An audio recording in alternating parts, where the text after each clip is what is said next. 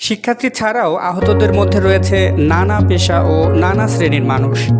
ছাত্র আন্দোলনের সাথে তাদের কোনো সম্পৃক্ততা নেই। জাতীয় অর্থোপেডিক হাসপাতালের বেডে তারা কাতরাচ্ছেন। অনেকে চিরদিনের জন্য পঙ্গু হয়ে গেছেন। চোখে মুখে তাদের আতঙ্কের ছাপ। আজ সকালে সাংবাদিকদের সাথে কথা বলেন সাধারণ শিক্ষার্থী এবং সাধারণ জনগণ। এদের অধিকাংশের সঙ্গে ছাত্র আন্দোলনের কোনো সম্পৃক্ততা ছিল না। কেউ রিকশা নিয়ে বের হয়েছিলেন জীবনের তাগিদে, কেউ গিয়েছিলেন কাজে অথবা কেনাকাটা করতে। ময়মনসিংহের নাদিম বলেন, আমার একটি পা কেটে ফেলা হয়েছে, আমার ভবিষ্যৎ অন্ধকার, কে নেবে আমার পরিবারের দায়ভার।